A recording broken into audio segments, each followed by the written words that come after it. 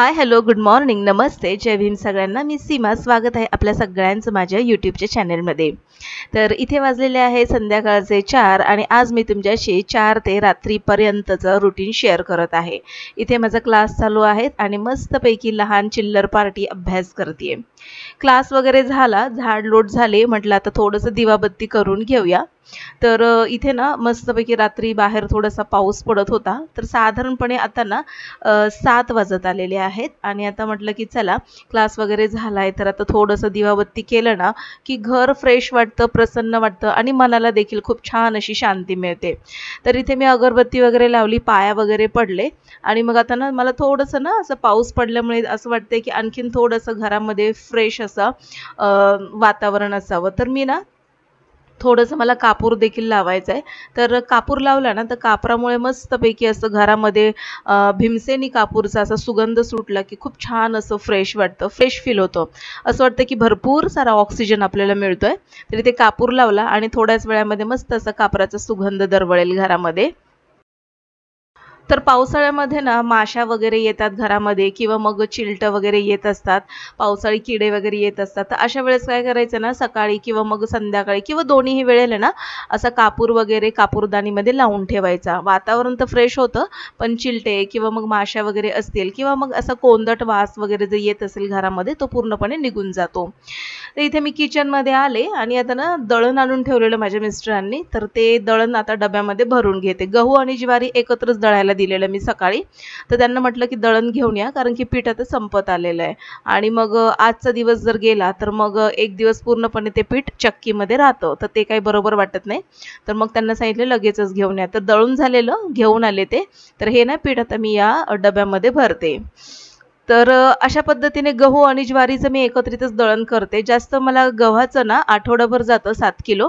पण ज्वारी जर म्हणाल ना तर साधारणपणे 3 किलो ज्वारी मला 1.5 ते 2 आठवडे सहजपणे जाते. कारण की ना चपाती जास्त खातात मुलं.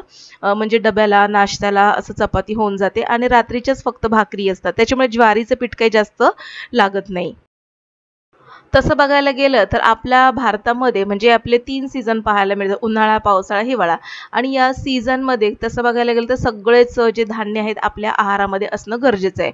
पण बऱ्याचदा आपण असं बघतो की बऱ्याच घरामध्ये ज्वारी आणि गहू किंवा मग बाजरी आणि गहू असं कॉम्बिनेशन आपल्याला दिसतं पिठांचं.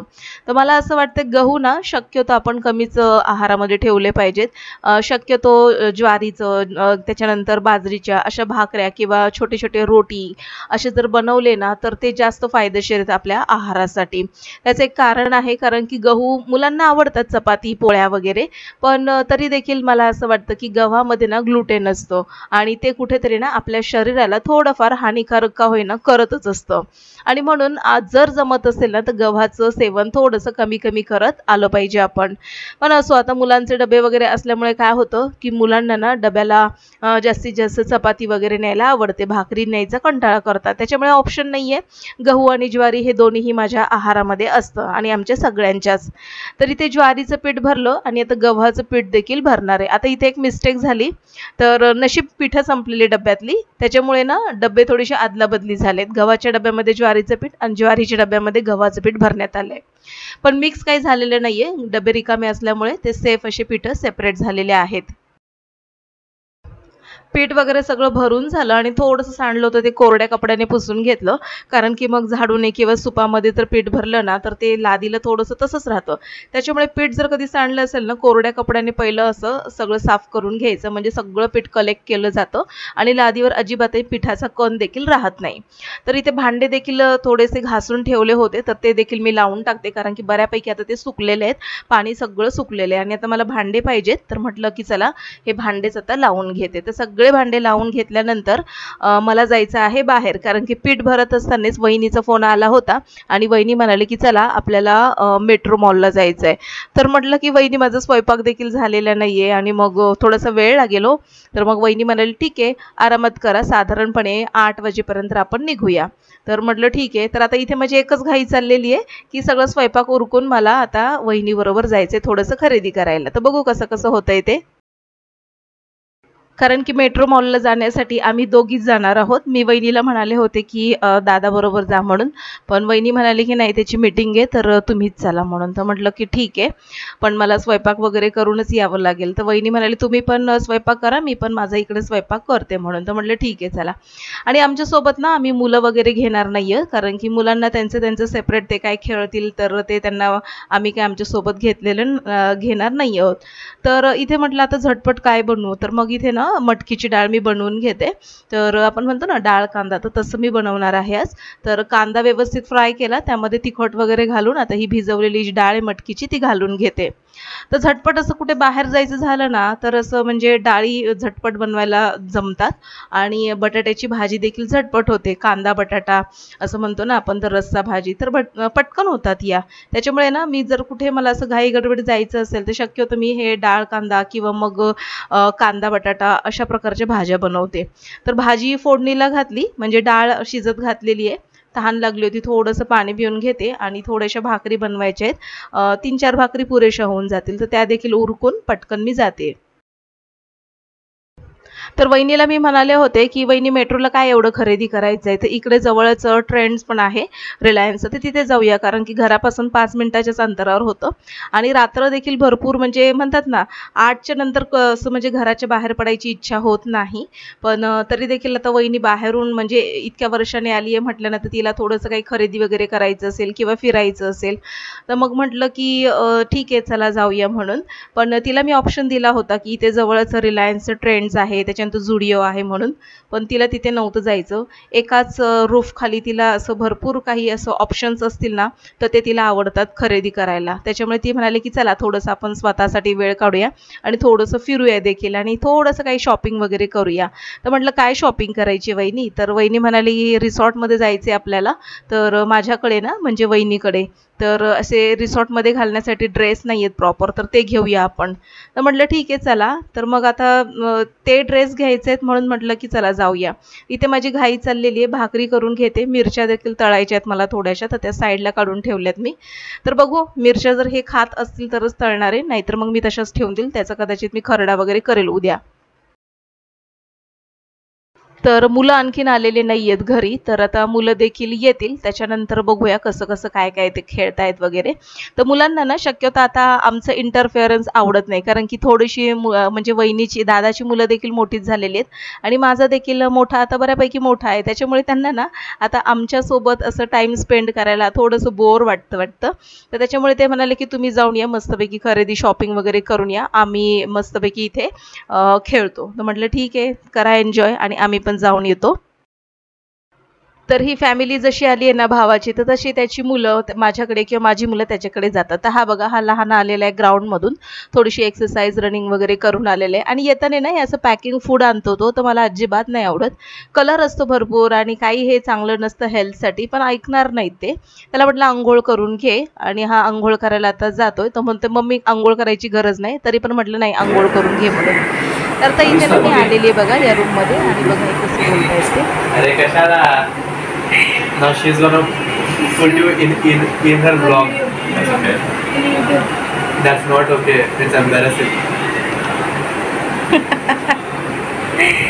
Anish, speak something. Speak something? Yeah. Bhavish, look at the camera. No, he doesn't look at me. Speak with Bhavish in English. Bhavish. Bhavish. Or Nilay. Yeah. Nilay. Yes. How was your day? Good. What did you eat? I ate at morning. I ate Maggi. Maggi in the morning? Yeah. Okay. That's good. That's good. I ate vada pav. Vada pav. I thought you ate poha. No, I eat poha tomorrow. Nilay, ask some question to Anish. What is your grade? What is my grade? 10th grade. No, I'm going to 11th grade. 11th grade? 11वी. 11वीला गेला तू? हां. Okay. तर 10thला किती percent होते तुला? Percentile. You have grades, right? Grade. That means grades, 87, 97. Oh, Or- आमच्यासाठी असं नसतं, like दुसरं असतं. Okay. Grades असतात. Grades असतात. A plus, A plus. Okay. Which grade you got? A+. A plus. Wow. Shabash. Congratulations. Thank you. हे तू का इकडे ये. झालं. ये इकडे. तू आरशाच्या पाठीमागे का लपतोयस? भावेश, पप्पा बोलवतायत. अरे खरंच बोलवतायत.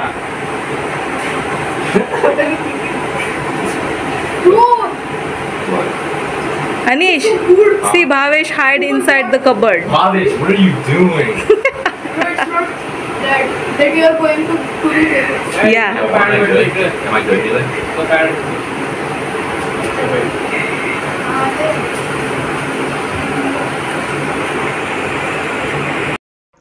तर अशा पद्धतीने हे तिघंजणं मस्तपैकी बसून खेळत होते आणि त्यांच्यामध्ये मी एंट्री केली आणि मी एंट्री केलेली माझ्या मोठ्या मुलाला नाही आवडलं, कारण की त्यांचं काहीतरी चाललं होतं डिस्कशन आणि त्याला ना असं डायरेक्ट कॅमेऱ्यासमोर घेतलेलं नाही आवडत. तर ते स्वतःला त्यांनी ना लपवलं अक्षरशः कपाटाच्या आतमध्ये आणि इथे हा मस्तपैकी गेम खेळत बसतोय. तर थोडीशी आम्ही चर्चा केली, थोडीशी गप्पा गोष्टी केल्या आणि मग मी पुन्हा किचनमध्ये आले. म्हटलं आता हे थोडेसे भांडे जे राहिले ते पटकनपणे क्लीन करते. तर हे सगळं घासून जाऊनच सगळं क्लीन करूनच मी जाणार आहे बाहेर.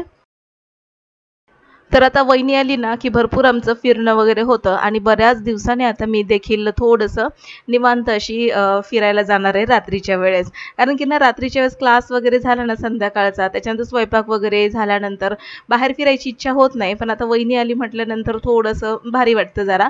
तर चला म्हटलं तिच्यासोबत थोडासा आपला देखील थोडासा वेळ स्पेंड करूया, छान वाटेल जरा फिरून देखील. तर सगळं क्लीन केलं किचन आणि इथं आता आम्ही आलेलो आहोत मेट्रो मॉलमध्ये. तर कल्याण ईस्टला आहे तो. तर बघा आता रात्र झालेली आहे, तर जास्त काही माणसं वगैरे दिसत नाहीये, खूप क्वचित आणि तुरळक दिसत आहेत माणसं. मग म्हटलं की चला थोडंसं शूट करूया. तर वहिनीला म्हटलं वहिनी या ना तुम्ही, मी तुम्हाला माझ्या कॅमेऱ्यामध्ये घेते. तर वहिनी मला नको आधी नको म्हणाली आणि नंतर मग म्हणाली ठीक आहे चला मी येते तुमच्या कॅमेऱ्यामध्ये. मग नंतर ती आली. तर हे बघा, तर असं भरपूर फिरलो आम्ही. लाईफस्टाईलमध्ये गेलो, त्याच्यानंतर ट्रेंड्समध्ये गेलो, कॉटन कल्चरमध्ये गेलो, छान वाटलं. थोडंसं खरेदी वगैरे केली आणि सगळ्यात महत्त्वाचं जी खरेदी करायला आम्ही गेलो होतो रिसॉर्टमध्ये कपडे घेण्यासाठी, तर तसं काहीही वहिनीने खरेदी केलं नाही. एक साधारणपणे तिला ड्रेस घेतला आणि बाकीची जी खरेदी जी आहे तर ती सगळी तिने खरेदी माझ्यासाठीच केली. कारण की ना जे इंडियन ड्रेस वगैरे जे असतात तर ते ड्रेस अमेरिकेमध्ये जर घ्यायला गेले तर ते खूप कॉस्टली मिळतात आणि मग म्हणून वहिनी स्पेशली इथे मला घेऊन आली होती हे ड्रेस वगैरे खरेदी करायला. तर ही बघा ही वहिनी तर आतमध्ये गेली ती आणि नंतर तिला आठवलं अरे मला म्हणाली की सीमाताई मी पण तुम्हाला घेते म्हणून, तर तुम्ही जा आतमध्ये. तर अशा पद्धतीनं आम्ही एकमेकींकडे कॅमेरा वगैरे असं शिफ्ट करत होतो. तर छान आहे कॉटन कल्चरमध्ये, पण भरपूर कॉस्टली होते ड्रेस, तरी देखील भरपूर खरेदी करून दिली वहिनीने. लवकरच शेअर करेल तुमच्याशी ती पण. छान होतं कॉटन कल्चरमध्ये देखील कलेक्शन. तर मस्त वाटलं. आता इथे आम्ही ना लाईफस्टाईलमध्ये आलो आणि लाईफस्टाईलमध्ये जास्त काही आम्हाला आवडलं नाही. त्याच्यानंतर इथे आम्ही ट्रेंड्समध्ये आलेलो. तर ट्रेंड्समध्ये भरपूर व्हरायटी होती. तर तिकडनंच वहिनीने 2-3 जीन्स घेतल्या मला, वन पीस घेतले 1-2 आणि सोबतच टॉप आणि कुर्ती वगैरे घेतलेल्या आहेत. तर असं सगळी खरेदी केली वहिनीने आणि आणखीन भरपूर काही खरेदी करायचं होतं, पण याची किंमत आणि इतकी सगळी खरेदी माझ्यासाठीच आणि म्हणून मग मलाच थोडंसं हे वाटलं. म्हटलं की नको वहिनी मला बस झालं, भरपूर घेतलंय मला जे काही घेतलंय ते आणि बस आता असं सांगून जर तुम्ही मला आणत असाल तर मी काही जास्त घेणार नाही. तर असा होता आजचा व्लॉग. तर आजचा व्लॉग कसा वाटला मला कमेंटमध्ये नक्की कळवा आणि हो व्लॉग आवडल्यास नक्कीच लाईक करा, सबस्क्राईब करून बेल आयकॉन प्रेस करा. भेटू पुन्हा, तोपर्यंत बाय.